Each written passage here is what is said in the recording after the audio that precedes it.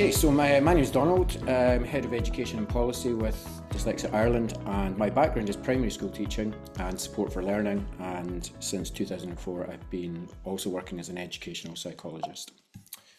Okay, there are QR codes there for folks if you wanted to use your phone, if you wanted to maybe look at the guidance whilst maybe watching on another device. And we have a link to our webpage here on the left for specialist literacy tuition, and the link there, and within that there is a link to our what to look for guidance, which we are going to go through in some detail this evening. I'd like to just set out the sort of rationale and kind of background to the guidance first of all. When Dyslexia Ireland have done courses over many years, we are often asked questions either within the webinars or seminars or maybe in the Q&A function. What do you think of X program? What do you think of this program? And sometimes we will know the programs fairly well, and sometimes we will not have heard of the programs and we're not able to necessarily even offer an opinion.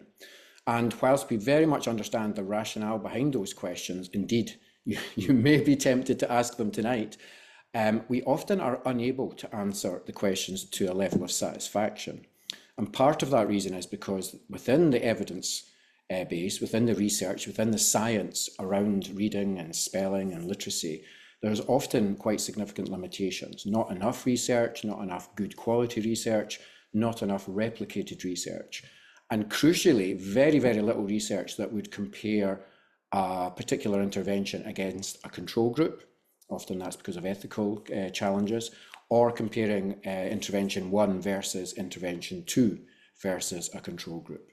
So the kind of the desirable randomized controlled trials that we maybe hope for, we actually don't have access to because they don't exist. And that's a challenge when you're trying to answer a question, what do you think of, without resorting just to opinion or maybe personal experience, which is useful, but it's kind of not a high enough bar in terms of giving advice. I attended a talk recently with a visiting speaker. It was actually last year in Marino Institute of Education. And the speaker was asked, an expert on things like spelling and reading, was asked what they thought of a programme we used here in Ireland. And they responded with the phrase, I had never heard of it, and actually I get asked this all the time, and I'm not a clearinghouse.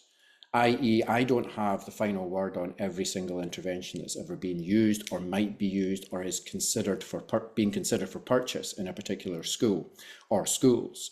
And that was quite empowering when we kind of heard that phrase, because it gave us almost permission to say, well, why are we apologising, if you like, for the lack of high quality, randomised, controlled, validated, replicated research if it doesn't exist? However, it's a really good question to say, what do you think of this? What should I buy? Should I continue using this intervention? So what we've done with this guidance is try to assist schools, and that would be SET teachers and school leadership teams, when selecting specific literacy programs. And that could be selecting from the cupboard, where there's a bunch of stuff in there, and you're thinking about what to use with dyslexic learners or young people who have literacy challenges. Or it could be when you're thinking of buying new stuff, or you might be doing it could be the focus of your self-evaluation, and you're trying to think about what to do next. Like a lot of things that we talk about in the world of dyslexia, if this something is good for dyslexia, it's often good for all students, or indeed all students who maybe have literacy challenges. So when we're talking about maybe the things to look out for, this doesn't apply just to individual dyslexic students, or indeed those who maybe have a diagnosis or a report, or the ones who maybe could or should have a diagnosis or report, but it also corresponds to other learners, including children with challenges with literacy for other reasons, for example, EAL, etc. What we have done over the piece is we've created guidance which is broken into 3 sections, and we've highlighted things that we think are absolutely essential in any literacy programme. We've highlighted things that probably aren't absolutely essential, but they're nice to have. They make programmes positive, but they're not absolutely core.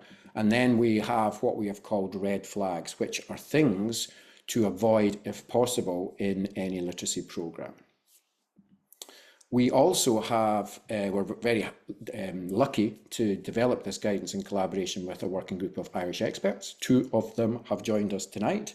And this is the membership of the group. And I just wanted to just really thank every individual in the group for their contributions. It was super working with them, and it's fantastic to have such a wealth of knowledge, expertise and enthusiasm locally, which is just fantastic.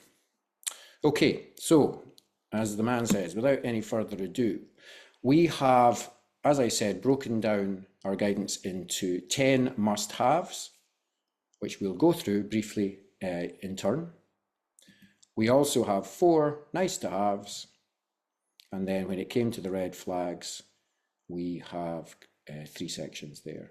What we've tried to do in this guidance as well is we've tried to write it and try to get a balance between something that's plain English and something that doesn't take for granted that the reader or the user might not have a PhD in literacy or dyslexia.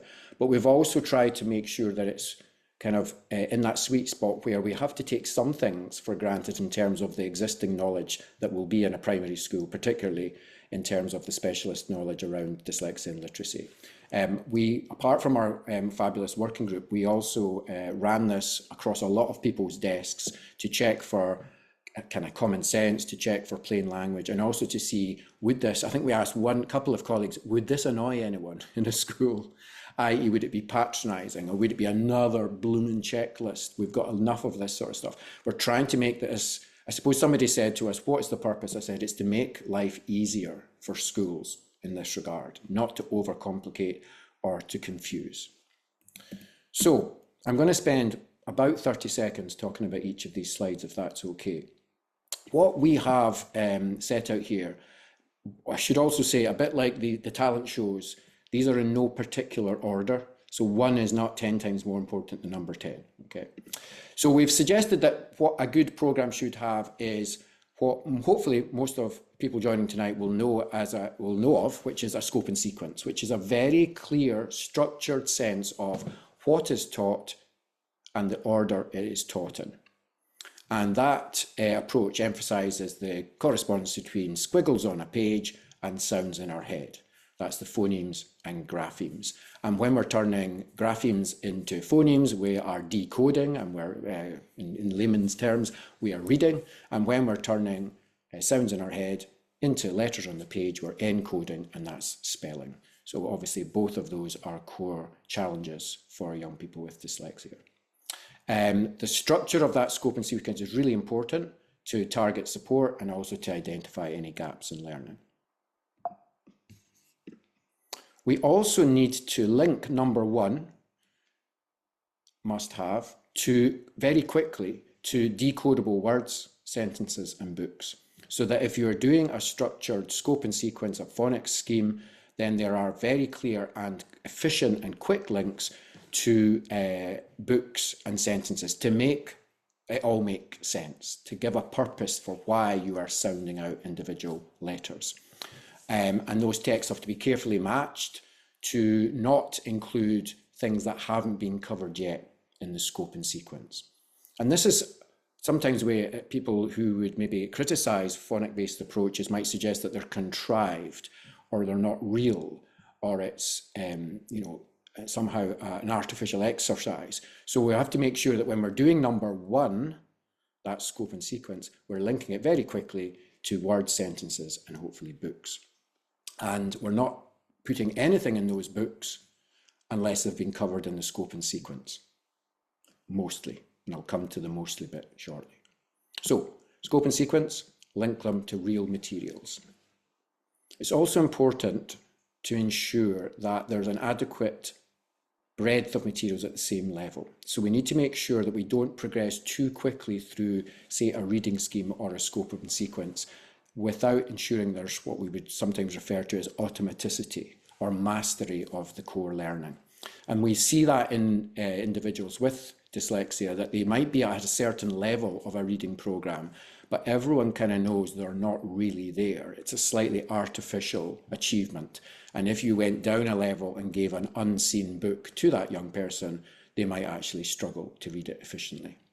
So the inauthentic progress that we refer to is something to be avoided. And we need to make sure we're not progressing too quickly because we just run out of books or we run out of lessons or activities or games at that particular level. So being quite cumulative about this, we need a scope and sequence, we need to link it to real reading, and we need to make sure that we're not rushing through that scope and sequence and we're not running out of materials. Okay, 3 out of 10.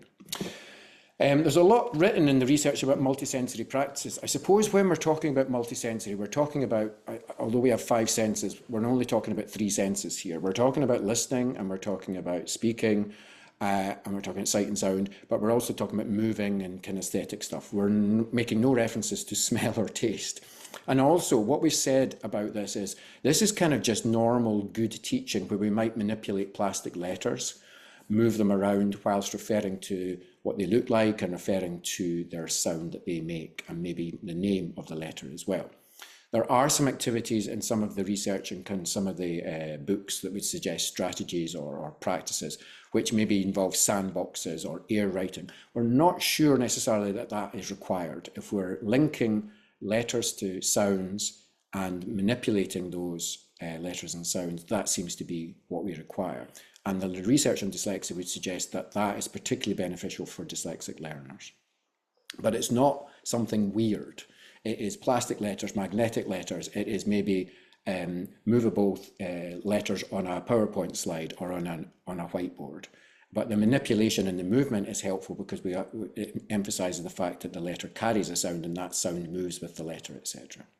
So when we say multisensory practices, we're definitely not trying to freak people out into what does that look like. It sounds quite esoteric or quite, outlandish. It's absolutely isn't.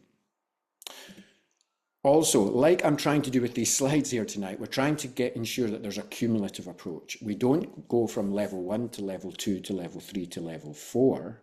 We go from level 1 to level 2, back to level 1 and 2 before going to 3.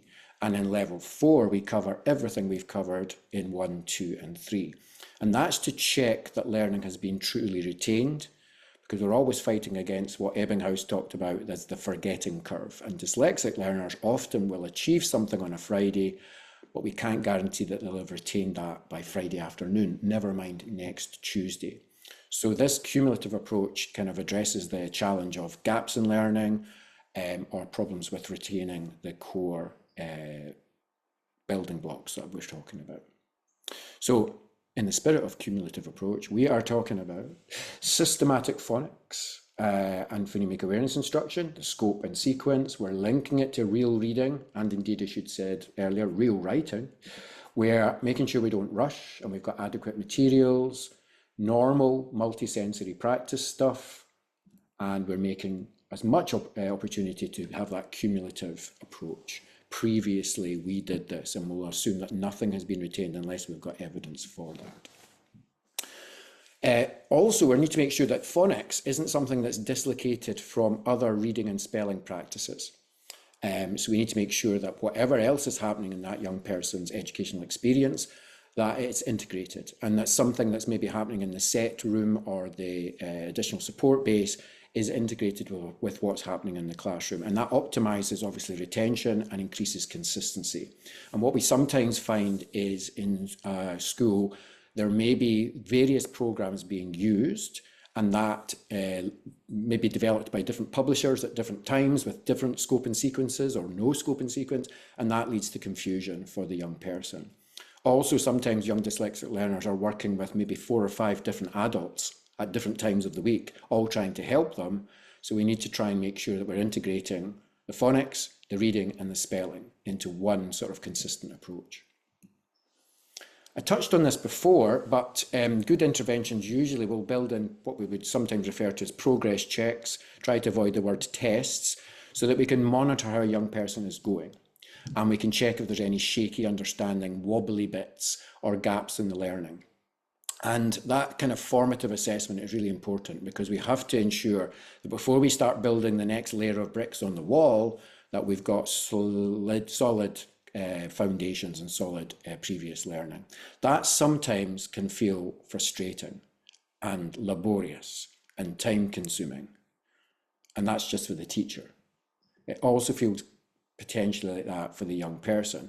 So we need to think about how we make that sparky in terms of the teacher and the teaching, and the activities and the games and the consolidation activities. But even though it is laborious, it often will lead to progress which is more authentic than maybe the previous example where someone is at a certain level, but it's a shaky, inauthentic success level. I talked briefly that we would try and avoid anything in any sentences or books where the word hadn't already, or the sound or the construction hadn't already been taught.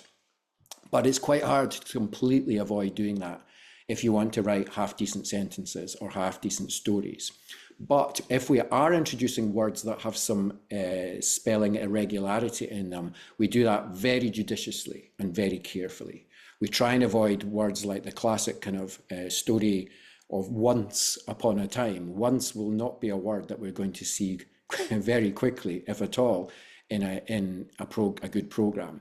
But even then, in some familiar reading programs, we very quickly see words like was or said that can lead to confusion. If we can avoid them, we should as much as possible. Keep the mad stuff away from the young person for as long as possible. If we have to introduce them, we reassure, we explain that these don't follow all the rules, and we may also indicate to a young person that that doesn't make sense yet, but it will soon. For example, the word my, my, is often introduced as an irregular word or a word with some irregularity in it, but it's explained that the y doesn't make a y sound at the end or in the middle of words, but we'll get to that at a different time. The reason we introduce my is it's very handy to have if you want to write half-decent sentences and words, okay? And then also we introduce, like strategies later on when young people are ready for them, but we carefully control this. Someone once accused a particular reading program of being contrived because it did this, and the response was, that's the point. It is carefully controlled so as to avoid as much as possible any confusion for the learner. This is very easy to say, very hard to do, and often is the biggest challenge in supporting children with dyslexia. We need to make sure that you don't just do something once a week. There has to be an intensivity to the practice, and it has to be explicit teaching. I'm really not sure how we would do implicit teaching when it comes to literacy, to be quite honest, because we really need to make sure that we are doing active learning, active teaching in this regard. The 3 Fs that we like to say at Dyslexia Ireland would be fast, fun and frequent, to keep students engaged, and short daily sessions seem to be better than longer sessions. The joke we sometimes make is if you go to the gym once a week, you don't achieve very much. You should try and go 3 times a week. 5 pieces of fruit and veg every day rather than 35 pieces of fruit and veg on a Saturday. Strange things happen. So this, in this case, we would suggest that we know this is how little brains work best, but it's sometimes hard to deliver SET support or extra support at home, or someone working with a young person in a sort of additional tutoring capacity on this basis, because it doesn't suit other people's timetables or doesn't suit staffing levels, etc. But as much as possible, this is something we try to use. Irrespective of everything else, for me, this is the one thing that can really maximize your chances of improvement. Whilst acknowledging, as we did at the very start, that there is a big problem with the limitation of the research base, we are still have that in our must-haves. We're striving towards having good, replicated, scientific, controlled research to help us select interventions. We're not abandoning it. It's not a counsel of despair, but we do recognise that there are those limitations. We thought about putting this in the nice to have, but we thought that would be kind of maybe a slightly defeatist attitude. So I'm going to, if you hold your breath for a second, I'm going to jump back and just revisit all of these. We need a scope and sequence that is linked to real reading and real writing, real spelling. We need a lot of decent materials at the same level so we don't have to rush through and get that inauthentic progress. Normal multisensory practices, seeing, hearing and doing. We need to have that cumulative approach to make sure we don't take anything for granted.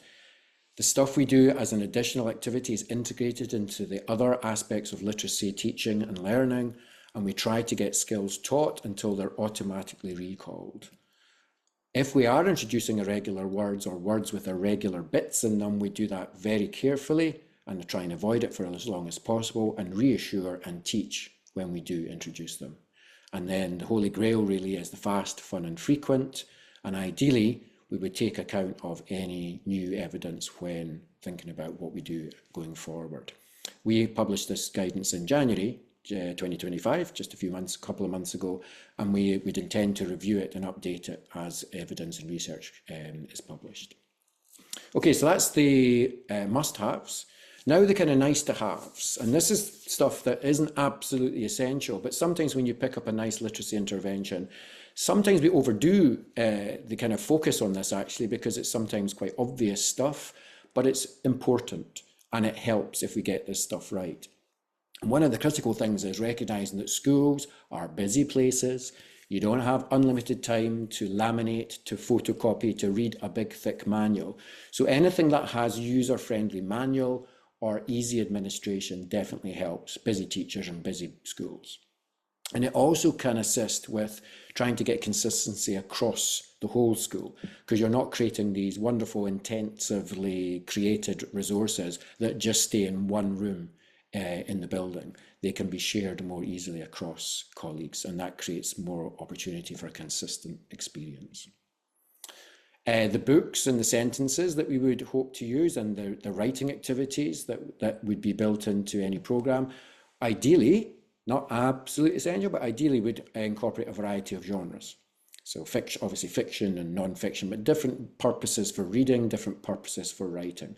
And that can help consolidate subject-specific knowledge and support things like vocabulary development. There is some research which would suggest that children with dyslexia are at risk of perhaps not having as much exposure to good vocabulary. So a variety of rich text genres seems to be very important, albeit that doesn't trump, if you like, the need for a very carefully controlled words within the books, within these different genres.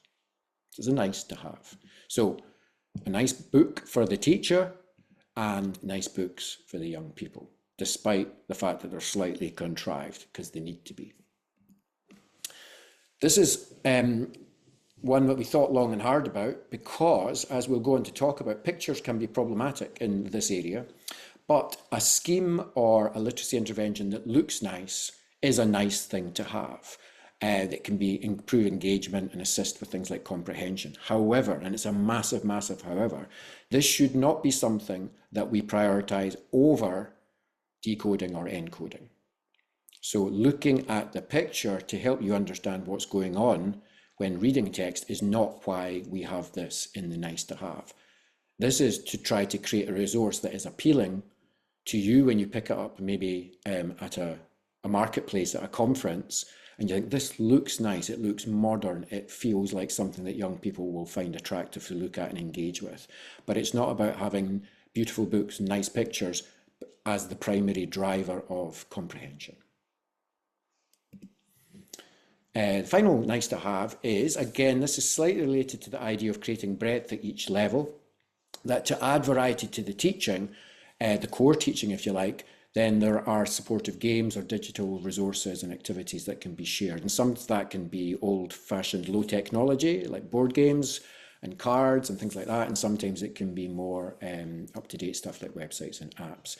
The other quite nice thing about these digital resources is that often, apart from providing variety and a bit more engagement, you can get 5 more minutes out of this teaching point because we're going to switch to an iPad. It also can be something that can be shared at home. So you could say, we're working on this particular convention in school, there's this app that parents can access, and at home they might be able to have another 5 minutes reinforcement of that particular key skill. This is handy and nice to have, but it's not an absolute essential, if you like. Sometimes you'll pick up stuff and just because it looks a bit ungroovy and a wee bit old-fashioned, it might tick an awful lot of the other boxes that we've covered.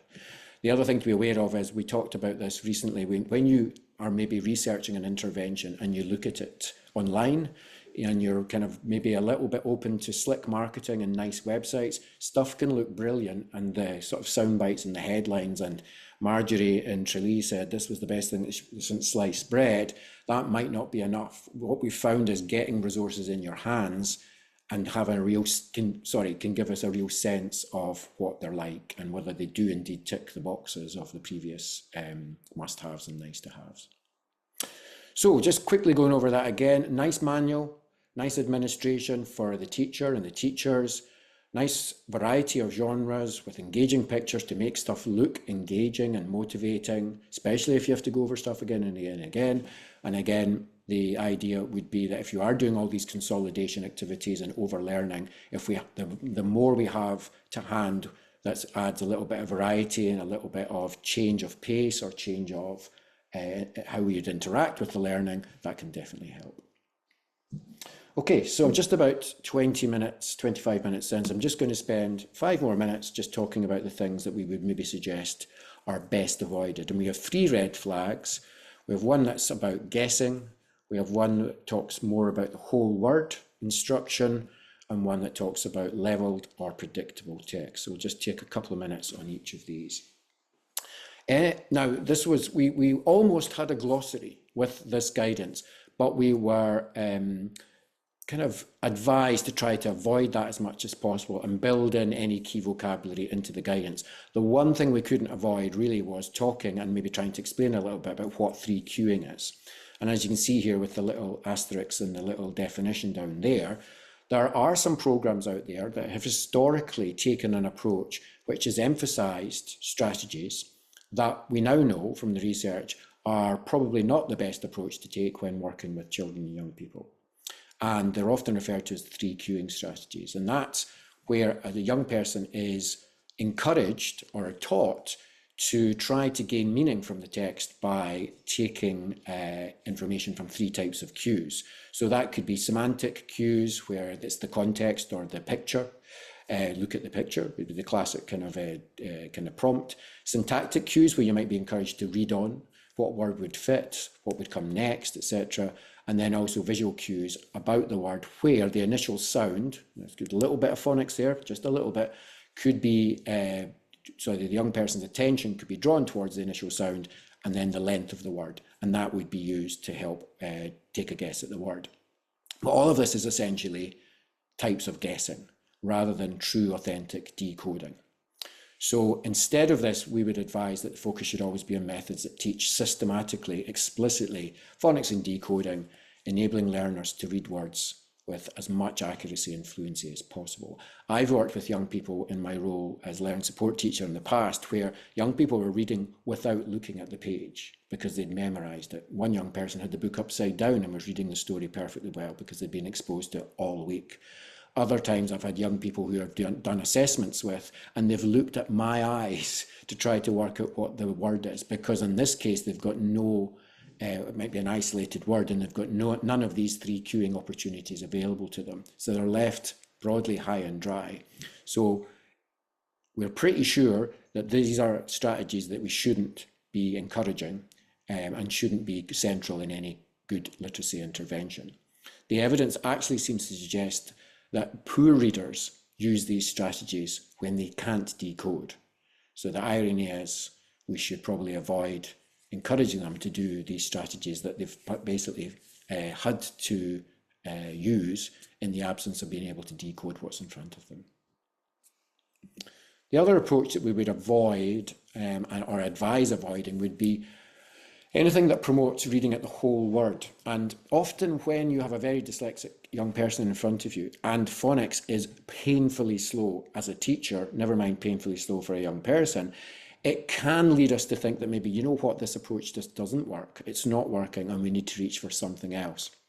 And one of the strategies that often is reached for is to think about learning words at a whole word level, where the emphasis is on the shape of the word, or you're memorizing lists of words rather in a decontextualized way, or you're overusing things like mnemonics, where you're using a lot of cognitive load to learn off one spelling for one word that doesn't help you decode or spell other words. So instead of this, what we're looking for in good literacy interventions is stuff that builds on phonics and doesn't abandon it. And I know I'm almost anticipating that someone will say, I worked, and maybe the questions tonight, I worked with a young person for whom phonics just didn't work. But it's very hard from the research that we are aware of to think of a good rationale to completely abandon phonics because it's not being learnt very quickly. You ultimately, even as a very skilled, fluent adult reader, will need phonics in order to access literacy. So we need to make sure that we are not abandoning that and trying to avoid kind of throwing baby out with bathwater and reaching for something else that is inefficient. So good programs wouldn't take that whole word approach. And finally, when we're thinking about the little books that we use with children to learn to read, and that's from junior infants on, all texts, I would suppose, are levelled to some degree, that they progress from less complex to more complex levels. But traditionally levelled texts would be small books that are not sufficiently controlled. There's not a good, clear scope and sequence. And often we can determine that by opening one of the small books and looking at the inside cover to see, is there a guide for the teacher or the parent as to which sounds this book will assume have been learned and which sounds are being worked on, and where there may be irregular or words with irregular spelling, what they are. So they're kind of, that's highlighted. You also, we know there's a lot of books still in use where they're more or best described as predictable texts, where maybe only one word changes on each page. So that leads to young people just memorizing a quite repetitive set of phrases or sentences. And it can give the illusion of successful reading, but actually they're only really having to memorize an individual word per page. And in small little books, that could just be memorizing a list of 6 or 7 pages in infants. So what we're instead advising is fully decodable text with a clear scope and sequence, support materials that are aligned to that and don't sort of mismatch with it. And we encourage learners to apply the phonics and build on that with more advanced kind of phonics plus, if you like, which are the conventions of the written language code and rules and strategies, and eventually build in exceptions, etc. And then we eventually would get to things like morphological rules, etymology, those sorts of things as well. So in terms of best avoided, we would suggest that anything that promotes guessing, where young people aren't looking explicitly at every letter on every word. We're trying to avoid focus on whole words or shapes of words or size of words or whether words go above or below a line. And we're trying to avoid texts that are too easy to fake it. Because young, bright, dyslexic kids who are wanting to succeed will find every way to do that if they're presented with the wrong types of materials. And then it leads to that inauthentic progress. So that really, just a quick slide, if we want to connect with us through our social media, we're very grateful for funding that we receive, and that really does bring us to then the point of the evening where we may have to